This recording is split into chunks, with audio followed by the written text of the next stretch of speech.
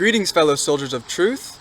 I'm here at the Collegedale Airport. As you see behind me, there's a nice plane, and I happen to have the privilege of been helping our dear Uncle David Gates load some things onto his plane, onto a shipping unit, and we've been so blessed. And here he is in action loading.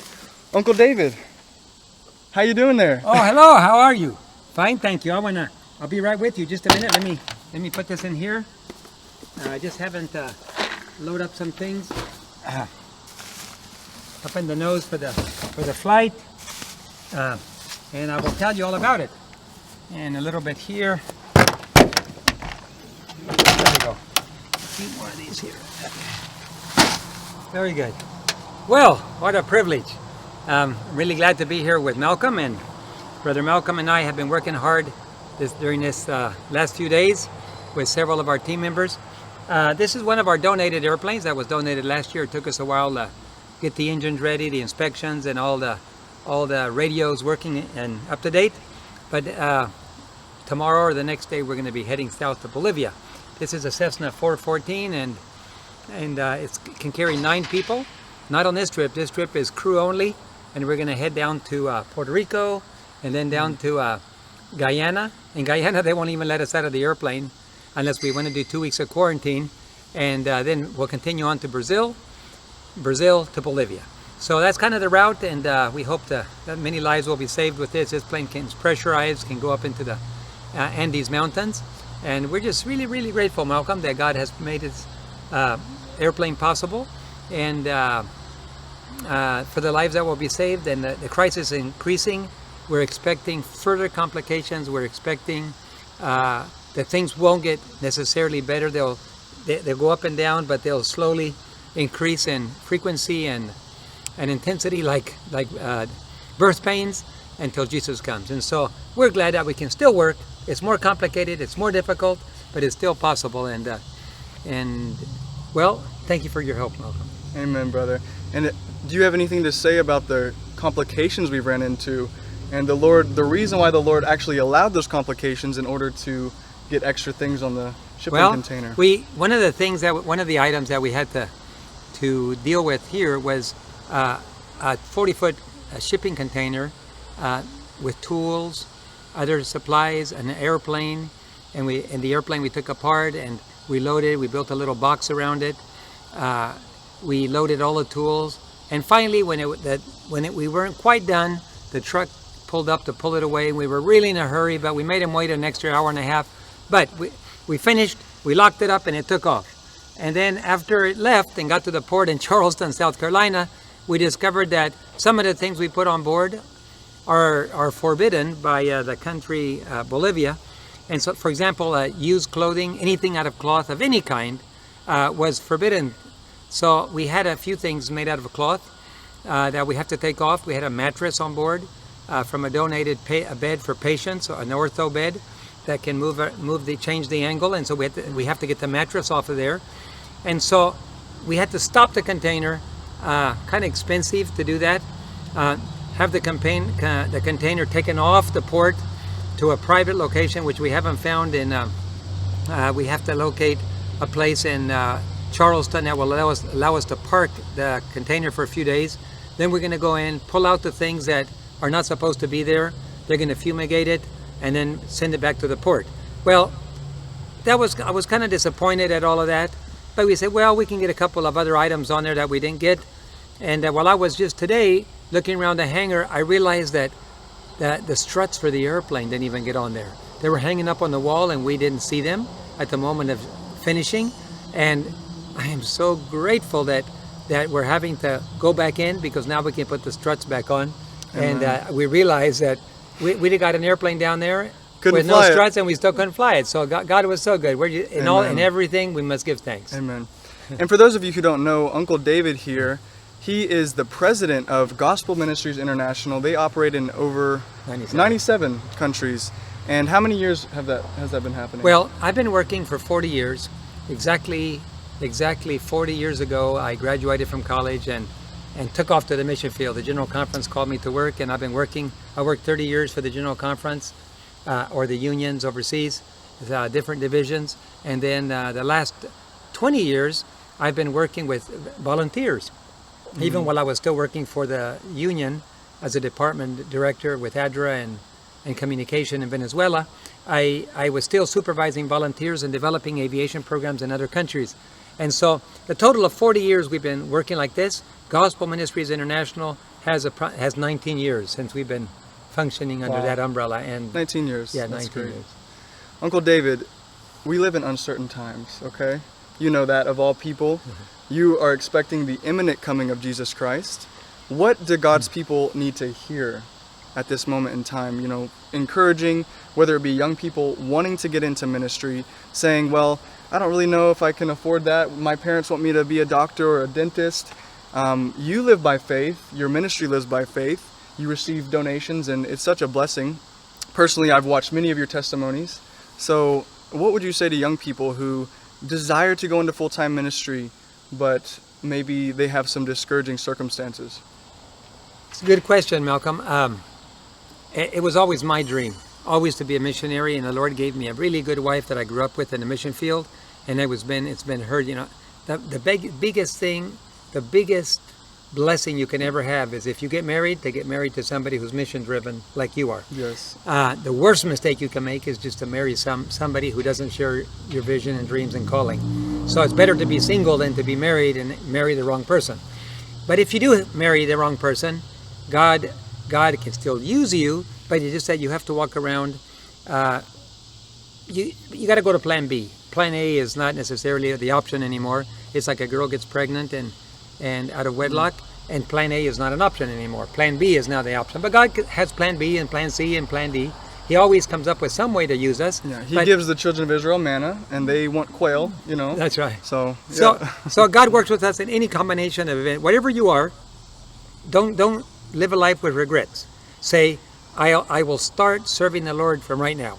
The number one thing that we need right now is to have wholehearted dedication to the Lord to do what He says, and to live a life of obedience to the Lord by His power, because we can't do it. None of us can keep God's will unless He does it in us. So we want to give our will to Him and let Him live with us, live in us, and control us. That's number one. Number two, it's kind of a balance. The problem is, I live a life of service in the medical work, and I'm always picking up patients and carrying them to the hospital. In the moment that you're dealing with a patient, he's bleeding, trauma, labor and delivery, a snake bite, whatever that trauma is at that time, that's the number one issue on my mind. I can talk to them about getting ready for the Lord's coming, but I got to stabilize the patient. And so we have the church. The church is like a patient right now. It needs to follow the spiritual principles, but it has had a long time to be hearing these messages, and we assume that they've heard it and they've made their decision. We still want to call people to repentance and still want to call people to a knowledge of the Lord and obedience and submission, but how long does that have to go on? How many times does God's people have to hear an invitation to give their heart to the Lord? That's for the people who've never heard.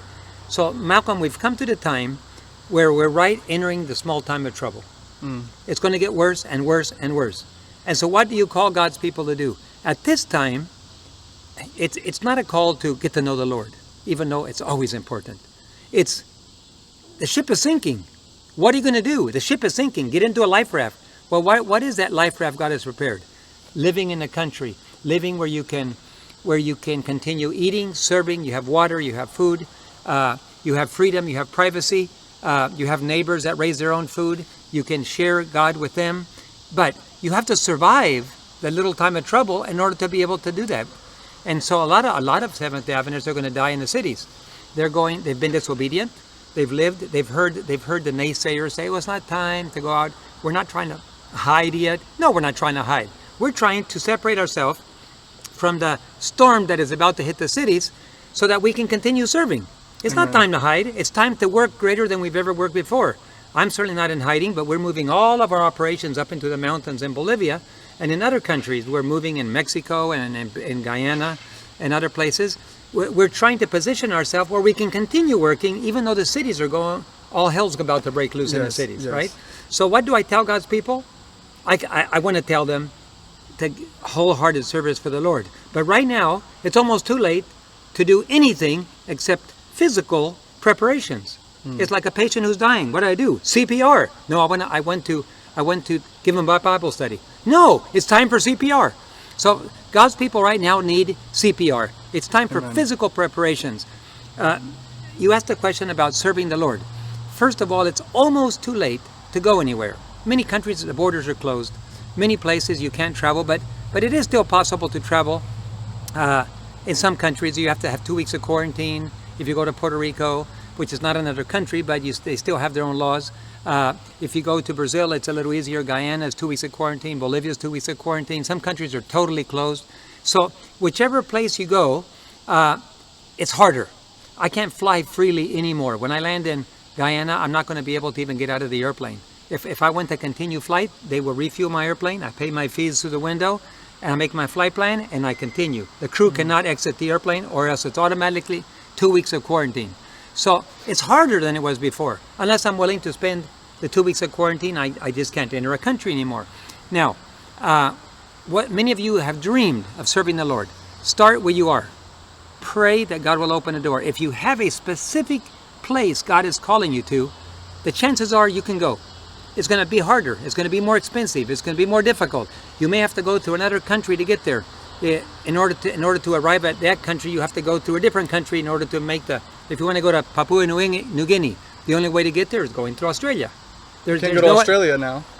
No, they can let you go if you go through transit. Okay. In transit. My daughter lives in Australia, so they cannot leave. But if you come in transit, they will let you go through Australia and continue on. Okay. So the only way to get to PNG right now is through Australia, just as an example. So you may have to go to another country before you can get to your final destination. The main thing is, I'll be honest with you, I'm leaving the U.S. right now, and I don't think I will ever come back. I think it's highly probable that this time after I leave, in this next few days, the doors will be closed, the further crisis will hit, and there is a chance, a very high chance, that I will never be able to come back. And we've had that conversation a few times throughout the week we were working together, and that doesn't surprise me, and I know that you're not a man of fear, for God does not give us a spirit of fear.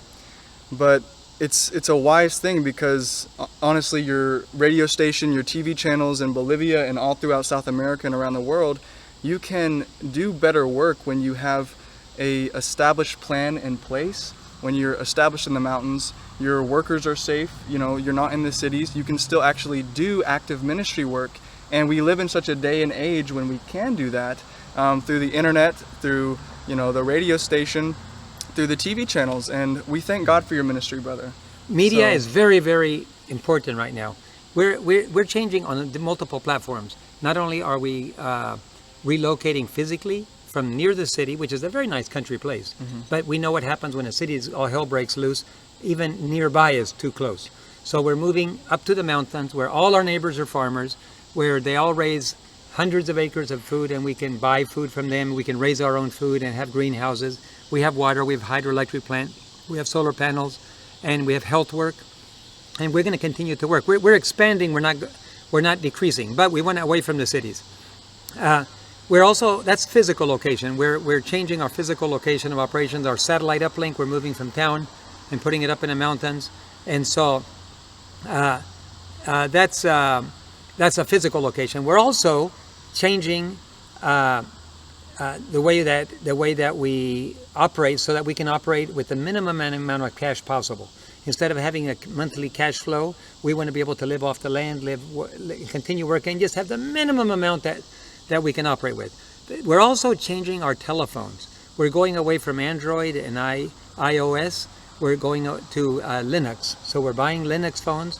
Those satellite phones? No, okay. Those are regular phones, but they're not Android, like all the other Samsung phones. I see. And they're not Apple iPhones. Okay. And so therefore they give you more privacy. You can turn off or turn on the GPS functions. You can turn off Wi-Fi functions.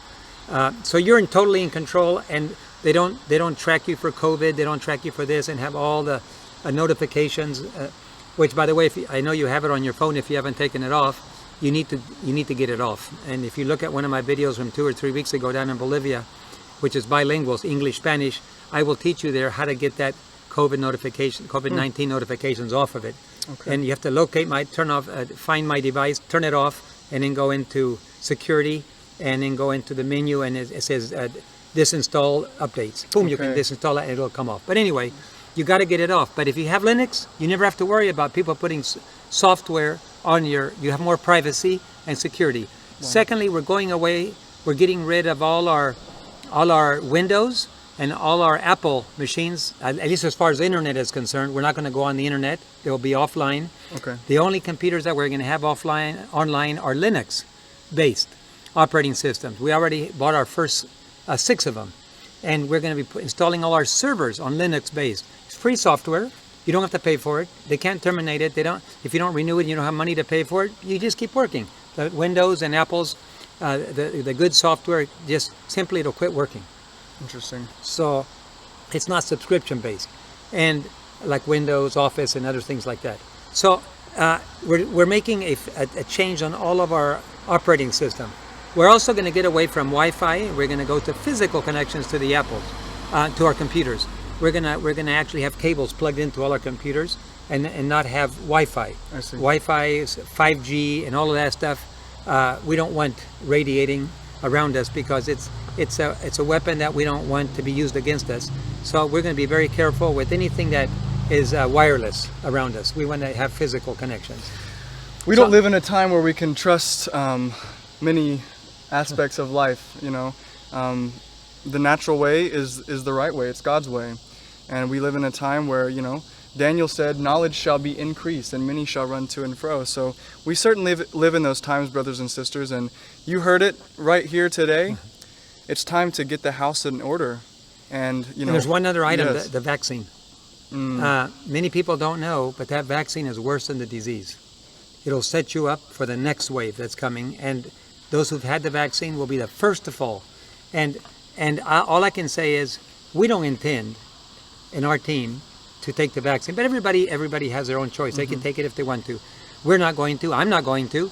And but that means I may not have a certificate, which will allow me to go to the grocery store. It may not allow me to have a pilot's license. It may not allow me to have a driver's license. Right.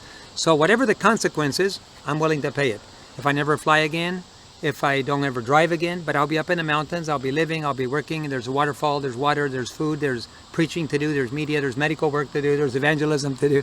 And you know what? God isn't done with his people. The best days of the church are straight ahead.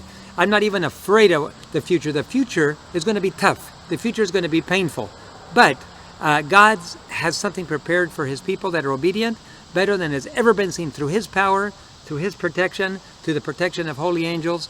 We're going to be able to finish. The loud cry is going to sweep across the earth. But if you've submitted to all the powers that be all along, knowing it's bad for you, then you're going to be subject to things that, well, God wished he could have saved you, but he will forgive you and save you after the resurrection. But God is looking for people to live for him today. Amen. And that's the spiritual side. So you have to be physically prepared as well as spiritually prepared.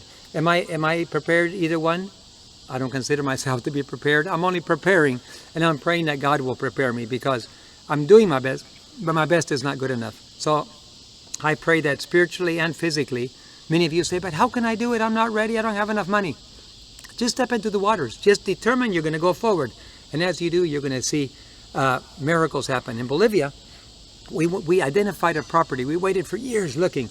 We found an 88-hectare property, about 150 acres up in the mountains, about 3 hours from us. And it was perfect. But we had no money. Well, we didn't have any money for that. We had money just to pay the electric bill. And so we said, what do we do?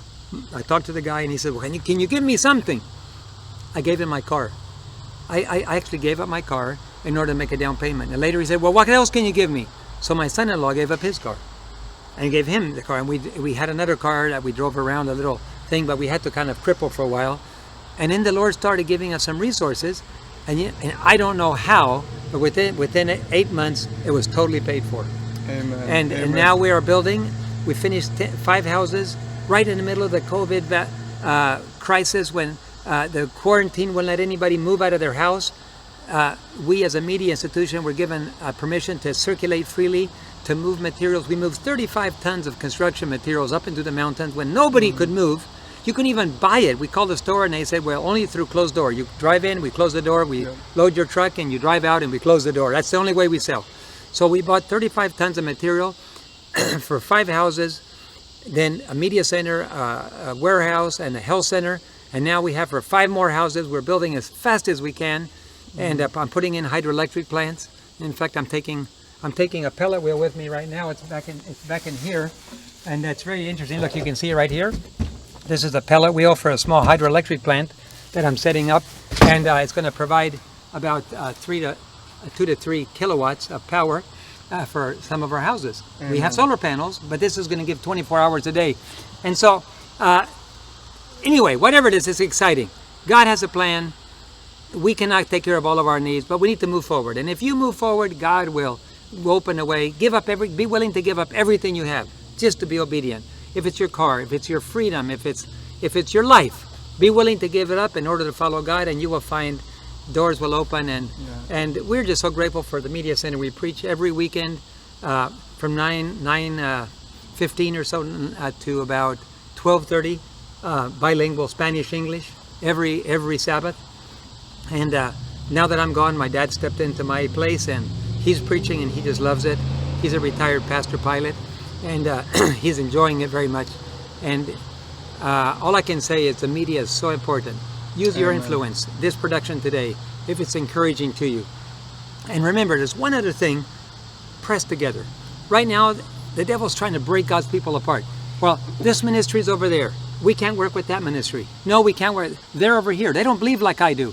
That person just believes that something is blue and I believe it's red, and somebody thinks it's pink. We can't work together. Don't let that. The enemies are pulling together. The Sadducees and the Pharisees pulled together against Jesus, and they hated each other before, but they pulled together to achieve their goal. Well, guess what? God's people need to pull together. Forget the blues and the pinks and the reds. Just press together, knowing if you're God's children, work together. Don't badmouth each other. Just look at each other, support each other, pray for each other, and if they don't believe exactly like you do, big deal. Leave that with God. God knows how to correct, to discipline His children. So, some lean to this side, some lean to that side, some listen to that sermon, others listen to other sermons. You know what? God has children, and He knows how to pull them into one with one shepherd and one fold. So that's my... Amen. Amen. I just swallowed something wrong, but... Bugs. Some food from before, I guess.